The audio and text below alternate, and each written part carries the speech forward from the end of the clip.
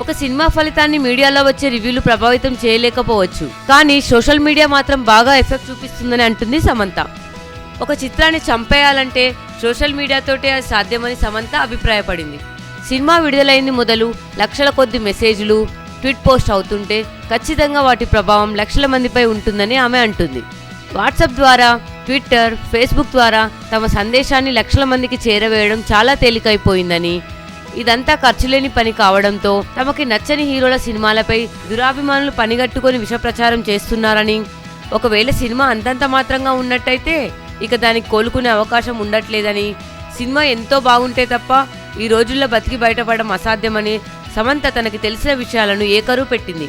అందుకే తన సినిమా గురించిన మంచి విషయాల్ని తాను కూడా అలాగే 10 మందికి చేర్చడానికే సోషల్ మీడియాలో చాలా యాక్టివ్గా ఉంటున్నానని, నెగిటివిటీని జయించడానికి పాజిటివిటీ కంటే మంచి ఆయుధం లేదు కనుక సినిమా రిలీజ్ అయిన తర్వాత కొన్ని రోజులు దానికే ప్రత్యేకంగా కేటాయిస్తున్నట్లు సమంత చెప్పుకొచ్చింది.